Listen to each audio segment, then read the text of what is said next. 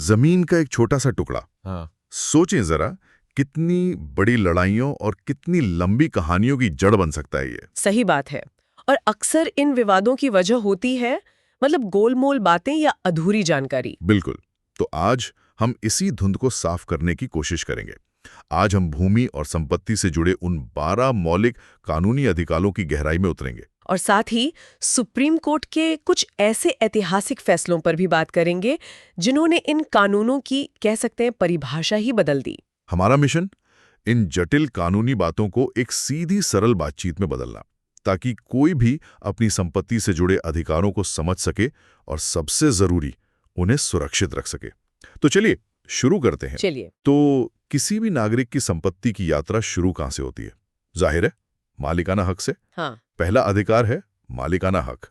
सुनने में तो बहुत सीधा लगता है। हाँ, मतलब जिसके नाम पर रजिस्ट्री, खतियान या जमाबंदी है वही मालिक है। जी। लेकिन यहाँ आकर्षक बात यह है कि ये सिर्फ एक कागज का टुकड़ा नहीं है, ये एक कानूनी ढाल है। कानूनी ढाल कैसे? ऐसे कि मालिक की अनुमति के बिना कोई भी उस संपत्ति को न तो बेच सकता है न उस पर कब्जा कर सकता है। अगर कोई कोशिश भी करे तो मालिक को फौरन कानूनी कार्रवाई करने का अधिकार है। मतलब ये कागज आपको शक्ति देता है। तो ये तो हुई पहली और सबसे मजबूत कड़ी। लेकिन क्या सिर्फ मालिक होना काफी है? यहीं पर कहानी में एक दिलचस्प मोड़ आता है, कब्जे का अधिकार। हाँ, राइट ऑफ पोजेशन। हमारे स्रोत बताते हैं कि अगर कोई व्यक्ति लंबे समय से किसी जमीन पर काबिज है, भले ही उसके पास मालिकाना हक के कागजात ना हो, तो भी उसे जबरदस्ती नहीं हटाया जा सकता। ये तो मालिकाना हक की एकदम उलट बात लगती है। यहीं पर कानून का जो संतुलन है वो देखने को मिलता है। कानून कब्जे की रक्षा इसलिए करता है ताकि कोई कानून को अपने हाथ में न ले ले। अच्छा। सोचिए, अगर हर मालिक खुद ही जाकर किसी को हटाने लगे तो समाज में क्या होगा? एक तरह से अराजकता फैल जाएगी। हाँ, सही बात है। इसलिए कानून कहता है कि अगर किसी को हटाना भी है तो उसकी एक तय प्रक्रिया है, अदालत का आदेश, और यहाँ मालिकों के लिए एक चेतावनी भी है। वो क्या? अगर मालिक ने काबिज व्यक्ति से जबरदस्ती की, मारपीट की, तो पुलिस मालिक के खिलाफ ही कार्रवाई कर सकती है। तो संदेश साफ है, बल प्रयोग नहीं, प्रक्रिया का पालन करें। और इस यात्रा का तीसरा स्तंभ है विरासत, उत्तराधिकार का अधिकार। ये पैतृक संपत्ति से जुड़ा है ना? जी, वो संपत्ति जो हमें अपने दादा परदादा से मिली है, और ये एक अटल अधिकार है। अटल अधिकार। इसका मतलब है कि परिवार के उत्तराधिकारियों को ये हक जन्म से ही मिल जाता है। कोई भी वारिस, चाहे वो दुनिया के किसी भी कोने में रहता हो, कभी भी आकर अपने हिस्से का दावा कर सकता है। समय बीतने से ये अधिकार खत्म नहीं होता। ठीक है, तो मालिकाना हक, कब्जा और विरासत, ये 3 स्तंभ समझ आ गए। लेकिन इन स्तंभों को असली मजबूती तो सरकारी मुहर से मिलती है। मतलब वो कागजी कार्रवाई जो अक्सर लोगों को सबसे ज्यादा डराती है। बिल्कुल। यहीं पर आता है रजिस्ट्रेशन और म्यूटेशन का अधिकार। रजिस्ट्री ऑफ म्यूटेशन यानी दाखिल खारिज? हाँ, इसे ऐसे समझिए, रजिस्ट्री आपकी शादी के सर्टिफिकेट की तरह है। वो दुनिया को बताती है कि आप और संपत्ति कानूनी तौर पर जुड़ गए हैं। अच्छा, ये तो बढ़िया तरीका है समझने का। लेकिन म्यूटेशन यानी दाखिल खारिज उस शादी को समाज की रिकॉर्ड, मतलब सरकारी रजिस्टर में दर्ज कराने जैसा है। तो दाखिल खारिज इतना जरूरी क्यों है? रजिस्ट्री हो गई, मालिक बन गए, बस? नहीं, क्योंकि इसके बिना आपका मालिकाना हक सरकारी रिकॉर्ड में जिंदा नहीं रहता। हमारे स्रोत इसे अत्यंत आवश्यक कहते हैं। अच्छा। दाखिल खारिज के बिना आप उस जमीन पर बैंक से लोन नहीं ले सकते, सरकारी योजनाओं का फायदा नहीं उठा सकते, और भविष्य में उसे बेचने में भारी दिक्कत आएगी। तो रजिस्ट्री आपको मालिक बनाती है, लेकिन दाखिल खारिज आपको एक सक्रिय मालिक बनाता है। ठीक है, कागजी कार्रवाई हो गई, लेकिन जमीनी विवाद तो वो तो कभी भी हो सकते हैं। मान लीजिए किसी ने जमीन पर कब्जा कर लिया या परिवार में बंटवारे को लेकर झगड़ा है, तब क्या? तब कानून आपको हथियार देता है, कानूनी उपाय का अधिकार। इसके तहत आप अदालत जा सकते हैं, सिविल सूट दायर कर सकते हैं, या फिर पार्टीशन सूट यानी बंटवारे का मुकदमा। और पुलिस का क्या रोल है इसमें? इसी से जुड़ा है एफआईआर और पुलिस संरक्षण का अधिकार। अगर कोई धमकी दे, झगड़ा करे या जबरदस्ती करे तो आप एफआईआर दर्ज करा सकते हैं और अपनी सुरक्षा के लिए पुलिस संरक्षण की मांग भी कर सकते हैं। मतलब कानून आपको सिर्फ एक कागज पर अधिकार देकर छोड़ने देता, वो उसे लागू करवाने का रास्ता भी देता है और ताकत भी देता है। बिल्कुल। चलिए अब उन अधिकारों की बात करते हैं जो मालिक को और ज्यादा ताकत देते हैं। उसे सिर्फ मालिक नहीं बल्कि एक जागरूक मालिक बनाते हैं, जैसे कि सर्वे और खतियान देखने का अधिकार।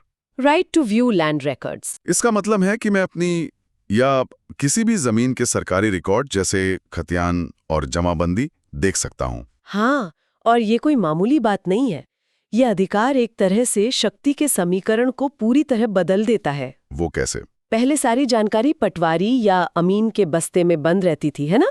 तो वो एक तरह के गेटकीपर बन जाते थे और हेरा फेरी की गुंजाइश रहती थी। हाँ, बिल्कुल। अब जानकारी पब्लिक है, ज्यादातर राज्यों में ऑनलाइन भी उपलब्ध है। इसका मतलब है कि जमीन का मालिक अब सूचना के लिए किसी पर निर्भर नहीं है, वो खुद एक ऑडिटर बन सकता है। ये पारदर्शिता है जो भ्रष्टाचार पर सीधी चोट करती है। ये वाकई एक बहुत बड़ा बदलाव है।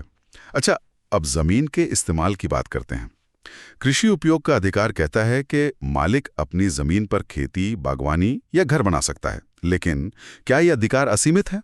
नहीं। मतलब क्या मैं अपनी खेती की जमीन पर कल एक फैक्ट्री लगा सकता हूँ?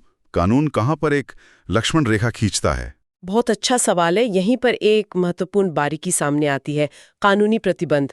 आपकी जमीन आपकी है, लेकिन उसका उपयोग कैसे होगा ये बड़े सामाजिक और कानूनी ढांचे पर भी निर्भर करता है। अच्छा। हर जमीन का एक लैंड यूज तय होता है, कृषि, आवासीय या व्यावसायिक। अगर आप कृषि भूमि पर फैक्ट्री लगाना चाहते हैं तो आपको सरकार से लैंड यूज कन्वर्जन की अनुमति लेनी होगी। यानी जमीन का प्रकार बदलवाना होगा। जी, ऐसा इसलिए है ताकि देश के कृषि योग्य क्षेत्र और योजनाबद्ध विकास में एक संतुलन बना रहे। तो आपका अधिकार है पर नियमों के दायरे में। अब आते हैं 12 अधिकारों में से आखिरी वाले पर, जो थोड़ा चौंकाने वाला और कह सकते हैं विवादास्पद भी है। अनुचित कब्जा रोकने का अधिकार। Right to prevent adverse position. हाँ, ये काफी दिलचस्प है। इसके अनुसार अगर कोई आपकी जमीन पर 12 साल तक लगातार और बिना किसी रोक टोक के काबिज रहता है तो वो मालिकाना हक का दावा कर सकता है। हाँ, इसे कानून की भाषा में प्रतिकूल कब्जा या एडवर्स पोजीशन कहते हैं। लेकिन ये तो एक तरह से कब्जा करने वाले को इनाम देने और लापरवाह मालिक को सजा देने जैसा नहीं हुआ?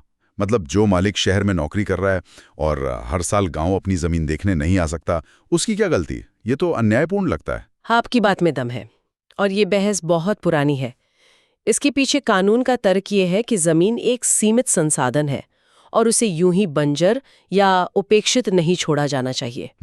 कानून उन अनुपस्थित जमींदार का पक्ष नहीं लेता जो दशकों तक अपनी संपत्ति की कोई सुधि नहीं लेते। ये एक तरह से जमीन के सक्रिय उपयोग को प्रोत्साहित करता है। लेकिन यहाँ एक बहुत बड़ा लेकिन है। वो क्या? स्रोत एक स्पष्ट समाधान देता है, सतर्कता। यदि किसी ने आपकी जमीन पर कब्जा किया है तो आपको 12 साल का इंतजार नहीं करना है। आप तुरंत एक कानूनी नोटिस भेजें या कोर्ट केस कर दें। अच्छा। आपकी एक छोटी सी कानूनी कार्रवाई भी उस लगातार कब्जे की 12 साल की अवधि को तोड़ देती है और फिर वो व्यक्ति प्रतिकूल कब्जे का दावा कभी नहीं कर पाएगा। तो संदेश है, अपनी संपत्ति के प्रति जागरूक रहें। तो ये थे 12 अधिकार, लेकिन कानून तो किताबों में रहता है। उसे असली जिंदगी में दिशा मिलती है अदालतों के फैसलों से। बिल्कुल। अब आते हैं उन सुप्रीम कोर्ट के फैसलों पर जिन्होंने इन अधिकारों को नई शक्ल दी। 2020 का विनीता शर्मा बनाम राकेश शर्मा केस, जिसे हमारे स्रोत ने सबसे बड़ा फैसला कहा है, उसने ऐसा क्या बदल दिया? उसने भारतीय समाज में संपत्ति के बंटवारे की सोच को हमेशा के लिए बदल दिया। 2005 में कानून आया था कि हिंदू बेटियों को पैतृक संपत्ति में बेटों के बराबर हक मिलेगा। जी। लेकिन एक उलझन थी, क्या ये कानून उन बेटियों पर भी लागू होगा जिनके पिता की मृत्यु 2005 से पहले हो गई थी? विनीता शर्मा केस ने इस उलझन को खत्म करते हुए कहा, हाँ, लागू होगा। बेटी का हक जन्म से है, पिता के जीवित रहने या न रहने से नहीं। तो इसका मतलब ये हुआ कि अगर किसी के पिता की मृत्यु 2005 से पहले भी हुई हो, तब भी उनकी बेटी आज जाकर उस संपत्ति में अपना हक मांग सकती है। अरे वाह, ये तो हजारों लाखों पुराने मामलों को दोबारा खोल सकता है। बिल्कुल, और ऐसा हुआ भी। ये फैसला पूर्ववाइपिया था, मतलब रेट्रोस्पेक्टिव। इसने अनगिनत महिलाओं के लिए दशकों पुरानी संपत्तियों में भी हिस्सेदारी का दावा करने के दरवाजे खोल दिए। इसने लैंगिक समानता को कानूनी हकीकत बनाया। अद्भुत। अब गिफ्ट डीड की बात करते हैं। 2018 का श्रीपत राव केस और 2023 का स्वप्न कुमार बनर्जी केस, इन दोनों ने मिलकर गिफ्ट डीड को लेकर क्या स्थिति साफ की है? इन दोनों फैसलों ने एक रजिस्टर्ड गिफ्ट डीड को, कह सकते हैं, लोहे की ढाल बना दिया है। श्रीपतराव केस ने कहा कि अगर गिफ्ट डीड रजिस्टर्ड है तो उसके आधार पर दाखिल खारिज हो जाएगा। इसके लिए परिवार के बाकी वारिसों से एनओसी लेने की कोई जरूरत नहीं है। मतलब अनापत्ति प्रमाण पत्र की जरूरत नहीं है? बिल्कुल। फिर स्वपन कुमार बनर्जी केस एक कदम और आगे गया। उसने कहा कि एक रजिस्टर्ड गिफ्ट डीड को अगर कोई रद्द कर सकता है तो वो सिर्फ एक सिविल कोर्ट है, कोई निचली राजस्व अदालत नहीं। जैसे तहसीलदार या कलेक्टर की कोर्ट? हाँ, वो नहीं कर सकती। इन दोनों फैसलों ने मिलकर गिफ्ट देने वाले की इच्छा को सर्वोच्च प्राथमिकता दी है। और हाल ही में 2024 में 2 और बड़े फैसले आए। एक तो दूसरी पत्नी से हुए बच्चों के अधिकारों पर। रेवन सिद्धप्पा बनाम मल्लिकार्जुन। जी, रेवन सिद्धप्पा मामले ने एक बहुत ही संवेदनशील सामाजिक मुद्दे को सुलझाया।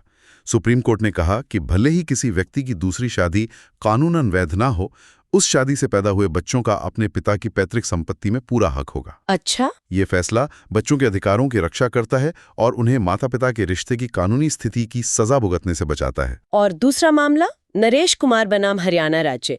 इसने तो हमारी दाखिल खारिज वाली चर्चा पर मुहर ही लगा दी। हाँ, उसने एक बहुत जरूरी संतुलन बनाया। सुप्रीम कोर्ट ने साफ किया कि दाखिल खारिज से मालिकाना हक तय नहीं होता। मालिकाना हक का असली फैसला तो सिविल कोर्ट ही करेगा। लेकिन साथ ही ये भी जोर देकर कहा कि लोन लेने, संपत्ति बेचने या सरकारी योजनाओं का लाभ लेने जैसे व्यवहारिक कामों के लिए ये बेहद जरूरी है। इसने दाखिल खारिज की कानूनी स्थिति और व्यवहारिक जरूरत के बीच एक स्पष्ट रेखा खींच दी। तो इस पूरी चर्चा का क्या मतलब निकलता है? हमने 12 मौलिक अधिकारों से लेकर उन्हें आकार देने वाले सुप्रीम कोर्ट के फैसलों तक का एक लंबा सफर तय किया। ये तो साफ है कि अपने अधिकारों को जानना सिर्फ किताबी ज्ञान नहीं, बल्कि एक बहुत जरूरी ढाल है। सबसे महत्वपूर्ण बात यह है कि कानून संपत्ति खरीदने से लेकर विवाद सुलझाने और विरासत का दावा करने तक हर कदम के लिए एक संरचित, एक व्यवस्थित रास्ता प्रदान करता है। ये जटिल हो सकता है, लेकिन ये मनमाना नहीं है। इन अधिकारों और फैसलों को समझना एक व्यक्ति को इस प्रणाली में असहाय महसूस करने से बचाता है और उसे अपने हक के लिए लड़ने की शक्ति देता है। और अंत में सुनने वालों के लिए एक विचार, हमने संपत्ति के अधिकारों के बारे में बात की, लेकिन वो जो प्रतिकूल कब्जे का कानून है, वो मालिक की जिम्मेदारी की ओर भी तो इशारा करता है ना? बिल्कुल। अगर कानून 12 साल बाद एक लापरवाह मालिक से अधिकार लेकर कब्जा करने वाले को मालिकाना हक दे सकता है, तो ये संपत्ति के सामाजिक कार्य के बारे में कानून की गहरी सोच के बारे में क्या कहता है? क्या जमीन सिर्फ एक निजी कब्जे की चीज है, या ये एक ऐसा संसाधन है जिसका सक्रिय रूप से प्रबंधन और उपयोग किया जाना चाहिए? इस पर विचार किया जा सकता है।